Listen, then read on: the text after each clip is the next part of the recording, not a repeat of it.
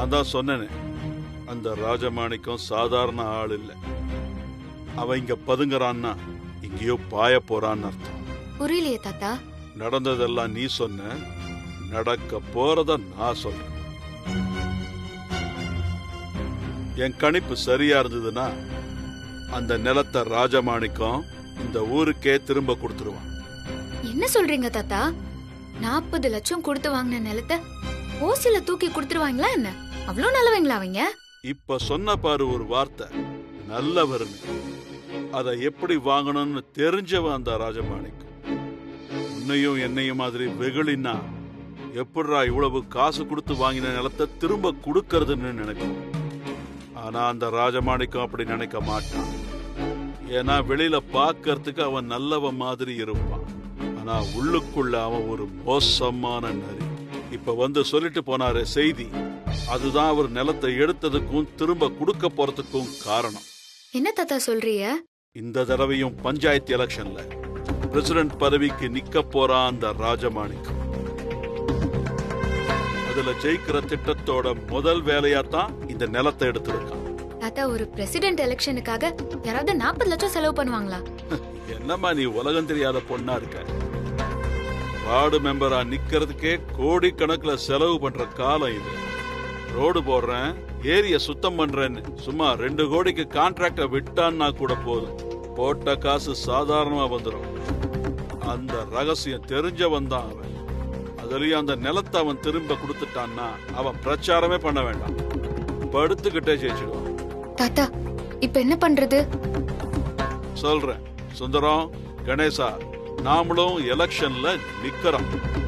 இந்த தடவையாவது நாம ஜெயிக்கிறோம். நம்ம வீட்ல இருந்து யாராவது பிரசிடென்ட் ஆகணும். அதுக்கு என்ன வழின்னு பாருங்க. சரிப்பா, பண்ணிடலாம்ப்பா. தாத்தா, நீங்க எதுக்குமே கவலைப்படாதீங்க. எப்படியும் இந்த தேர்தல்ல அர்ஜுன் தான் எல்லா வேலையும் பாப்பான். இந்த 7 விஷயத்துல எப்படி நான் அவனை மொக்க பண்ணணும், அதே மாதிரி இந்த எலெக்ஷன்லயும் அவனை நான் தோக்கடிச்சு அழ விடுறேன். அந்த பொறுப்பை என்கிட்ட விட்டுருங்க. எனக்கு அவங்க ஜெயிக்கவே கூடாது. நாம தான் பிரசிடென்ட் ஆகணும். அதுக்கு என்ன செய்யணுமோ அதை உடனே செய்.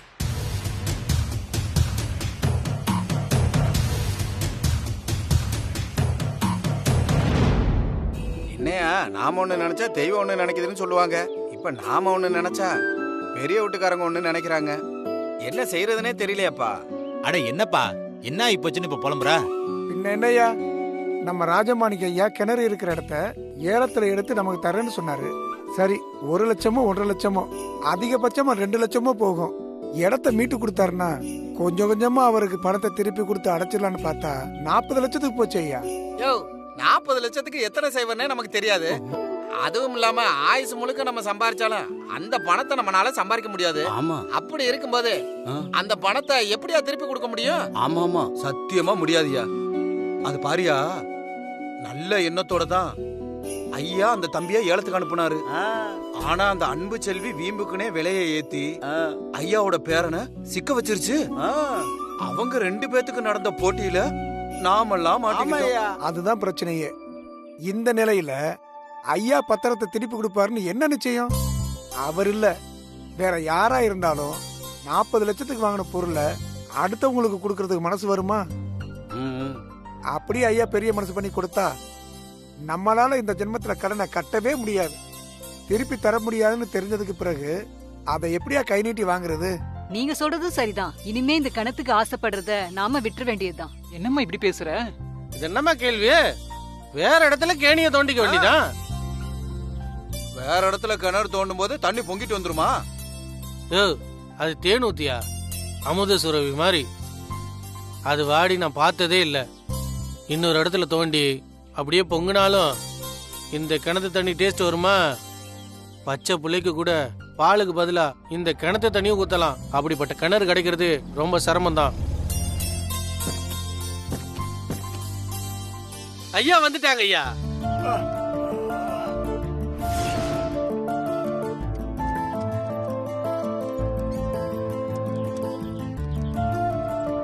கும்புறங்க ஐயா. உடம்புக்கு முடியாத நீங்க எங்களை தேடி ஐயா வரணும். நாங்களே உங்களை வந்து பாத்துருப்போமே. ஒரு வார்த்தை சொல்லியிருந்தா நாங்களே ஓடி வந்திருப்போம் இல்லையா? ஆமாய்யா. அப்படியெல்லாம் பெரிய வார்த்தைலாம் பேசாதீங்கப்பா. நானும் உங்களை மாதிரி சாதாரண மனுஷன்தான். எனக்கு ஒண்ணும் இல்லையா, எல்லாம் சரியாயிடுச்சியா. நல்லதுங்கய்யா. வெளியே வந்து 4 பேரை பார்த்தோம்னா மனசுக்கு நிம்மதியா இருக்கு. சரிங்க சரிங்க. ஆனா சில விஷயங்களுக்கு தேடித்தான் வரணும். அதான முறை. ஐயா, உங்களுக்கு குணமாயிடுச்சுன்னு நினைக்கும் போது ரொம்ப சந்தோஷமா இருக்கீங்கய்யா. சொல்லுங்கய்யா, என்ன விஷயம்? என்ன இவ்ளோ பெரிய கூட்டம் போட்டிருக்காங்க? என்னவா இருக்கும்? அர்ஜுன் வேற நிக்கிறான். குடும்பமா ஊரை கூட்டி என்ன வித்த காட்டிக்கிட்டு இருக்காங்கன்னு தெரியலையே. அது ஒண்ணும் இல்ல, இது ஊர் நிலத்தோட பத்திரம். அத உங்ககிட்ட ஒப்படைக்க தான் வந்தேன். என்னையா அது? கிணத்தோட சேர்ந்த அந்த நிலத்தை உங்க பேருக்கே மாத்தி எழுதியிருக்கேன். என்னையா அது? வாங்கிக்கங்க.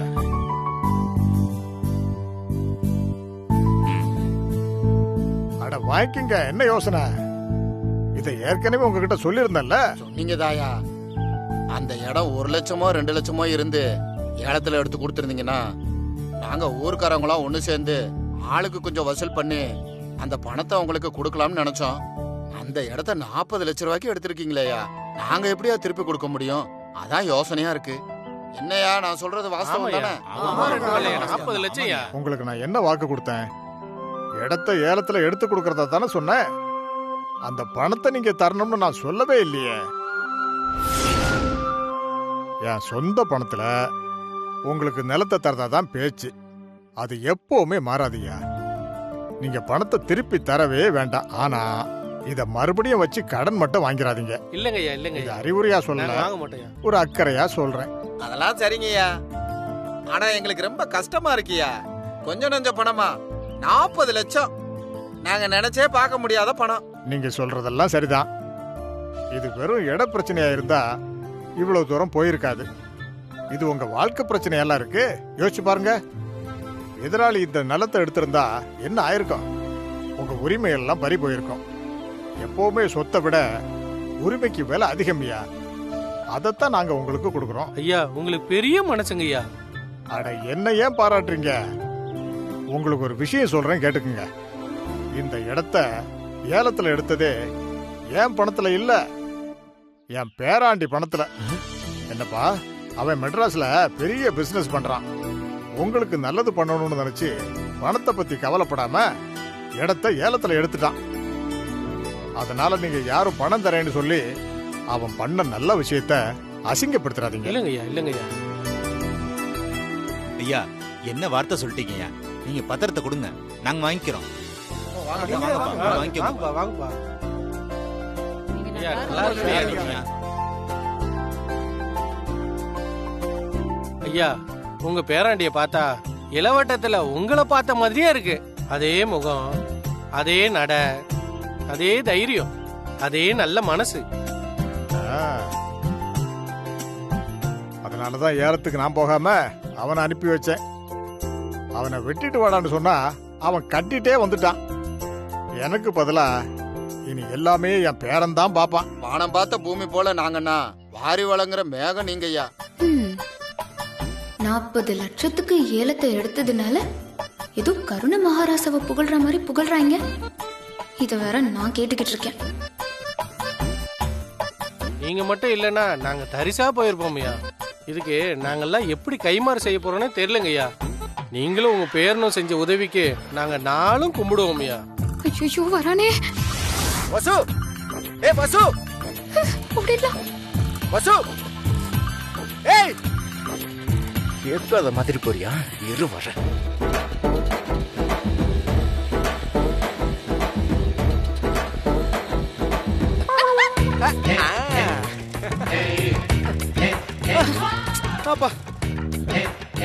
ஏய், என்ன பெரிய ஹீரோ நினைப்பா?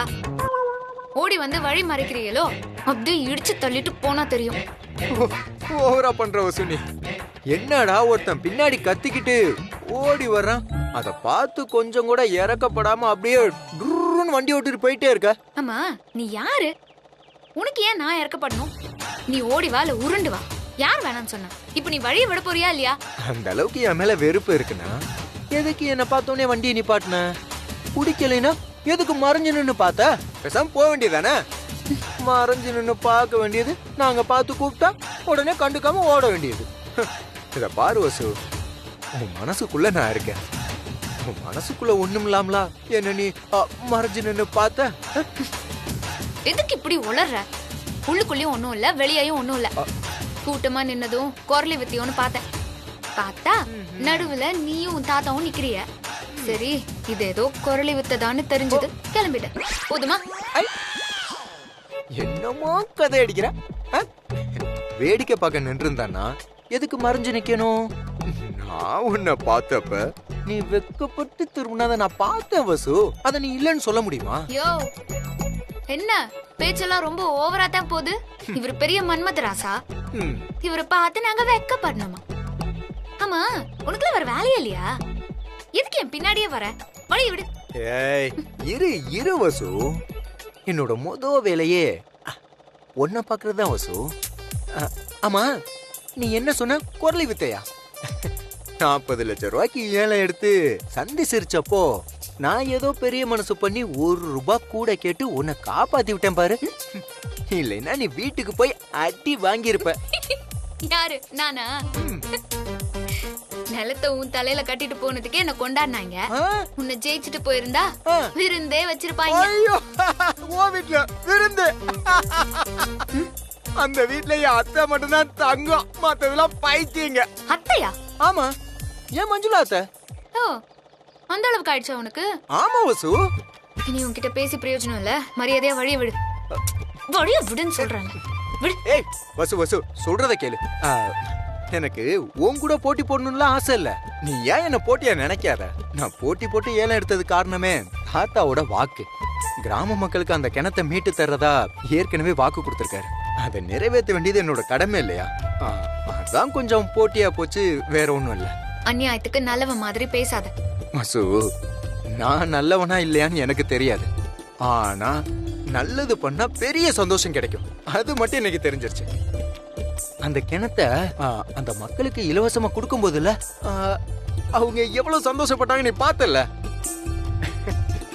இங்க பாரு, இப்படி ஒரு சந்தோஷத்தை பாக்குறதுக்கு நம்ம எவ்வளவு வேணாலும் போட்டி போடலாம். ரொம்ப பெரிய மனுஷன் மாதிரி பேசுற. நீங்க எல்லாம் எதுக்கு இப்படி பண்றீங்கன்னு எங்களுக்கு தெரியாதுன்னு நினைக்கிறீங்களா? அப்படியா? நாங்க எதுக்கு பண்ணிருக்கோம் தெரியுமா? சொல்லு. பிரசிடென்ட் எலெக்ஷன் வருதுல்ல, அதுல போட்டி போட போறிய. அதுல ஜெயிக்கிறதுக்கு மக்களோட ஓட்டு வேணும். அதுக்காக அவங்களுக்கு நல்லது பண்ற மாதிரி ஒரு நாடகம், அப்படிதானே? மேய்க்கிறது எருமை, இதுல எனக்கு பெருமை வேண்டி கிடக்கு. என்ன வசு இப்படி நினைச்சிட்ட நீ? பின்ன எப்படி நினைப்பாங்க? ஓட்டுக்கு பணம் கொடுக்கற மாதிரி தான் இலவசமா நிலத்தை திருப்பி கொடுக்கறதும். அதுலயும் நாங்க விலையை ஏத்தி விட்டுட்டோன்னு சிம்பத்தி வேறையாக்கும். எப்படியோ மக்களை ஏமாத்தி போட்டு வாங்கி ஜெயிச்சு 5 வருஷத்துல எவ்வளவு முடியுமோ அவ்வளோ கொள்ள அடிக்க திட்டம் போடுறிய. ஜெயிச்சுட்டா இந்த 40 லட்சம் எல்லாம் பிச்சை காசுதான், ஈஸியா சம்பாதிச்சிடலாம். அதுக்கு தானே இந்த தாராள பிரபு நாடகம். அதுக்கு இப்படி ஒரு யோகிய மாதிரி பில்டப் வேற. என்ன வசு இப்படி எல்லாம் சொல்லிட்ட? நான் பணத்துக்காக போய் சொல்றவனா? நான் பணத்துக்காக ஏமாத்துறவனா? இல்ல காசு பணத்துக்கு ஆசைப்பட்டு அடாவடியா சம்பாதிக்கிறவனா? வசு, என்னை பத்தி உனக்கு தெரியாதா? அப்புறம் ஏன் நீ இப்படி எல்லாம் பேசுற? இத பாரு, இன்னொரு தடவை வசுன்னு கூப்பிட்ட உனக்கு கொண்டே போடுவேன். எத்தனை தடவை சொன்னாலும் நீ ஏன் வசுதான். நீ இங்க இருந்து போகவே முடியாது. என்ன சாவி எடுத்தா போக முடியாதா? இந்த வண்டி எப்படி எடுக்கிறதுன்னு எனக்கு தெரியும், நான் நடந்தே போறேன். ஏய் வசு, ஏய் வசு நில்லு. நான் தான் வசு இல்லன்னு சொல்றேன்ல. கேளு வசு. வசு.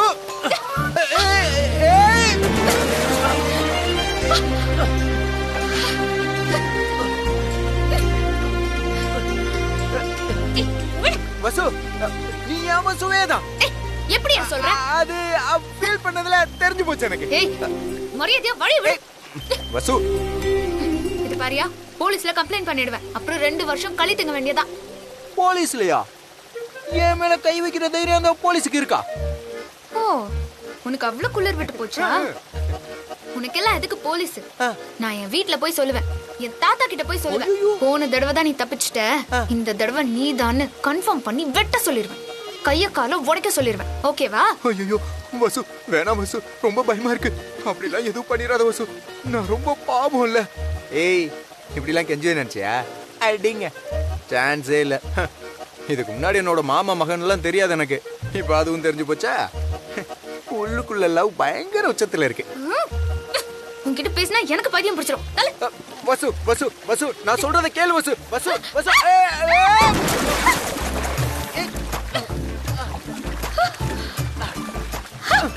ஏய் ஏய் ஏய் ஏய் தெரிஞ்சு போச்சு.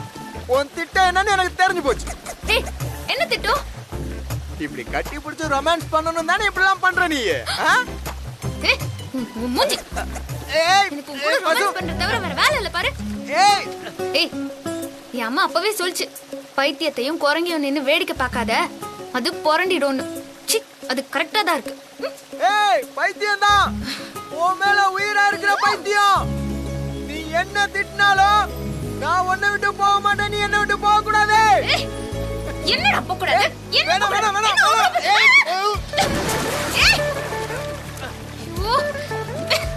வசு புரிஞ்சிருச்சு. புத்திசாலி கல்லிடி நீ. ஏய் ஏய் வசு. ஏய் வசு நாளைக்கு இதே டைம்க்கு வந்துரு. ஏய் நச்சி போடா. இப்படியே விழுந்து விழுந்து விளையாடுவோம். ஓகேவா?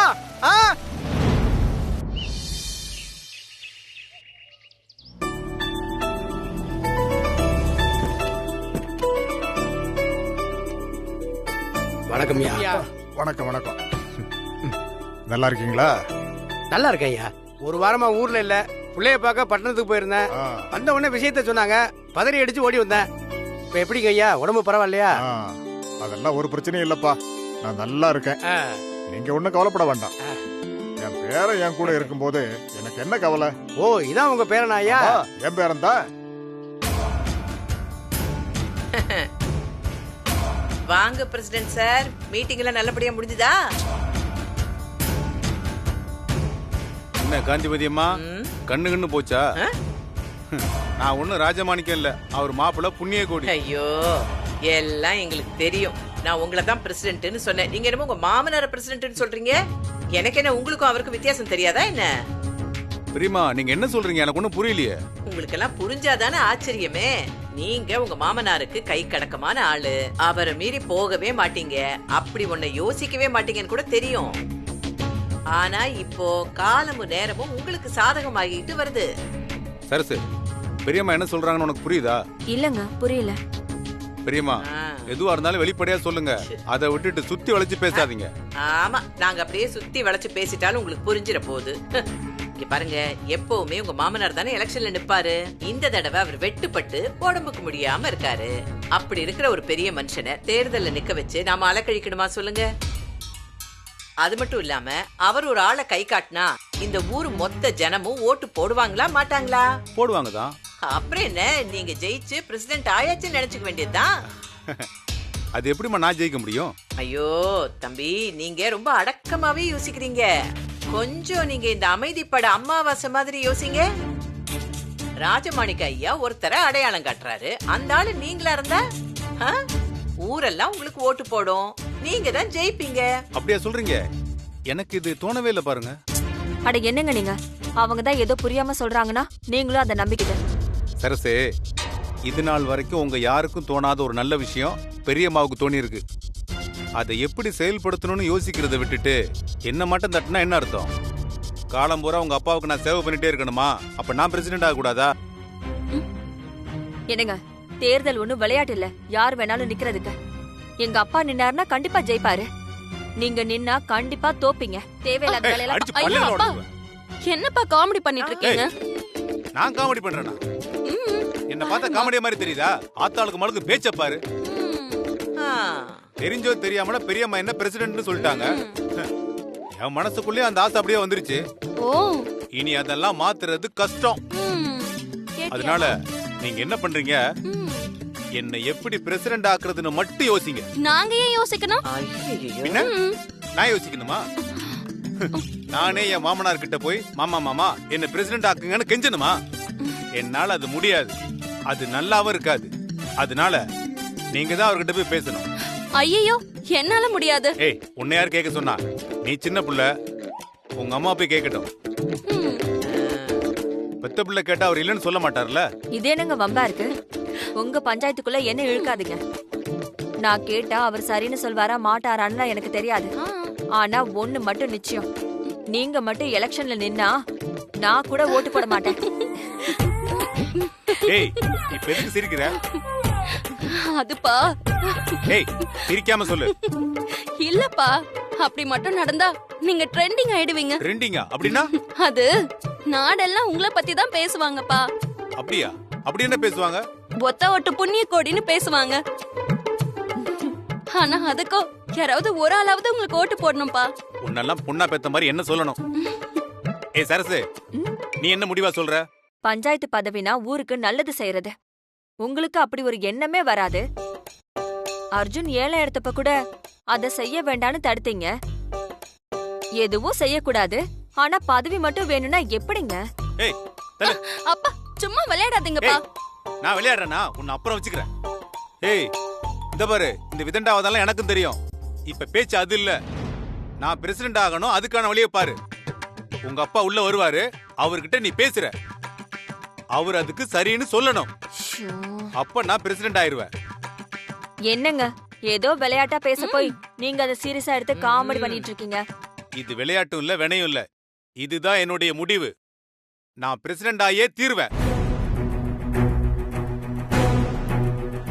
என்ன மாப்பிள்ள சத்தம்?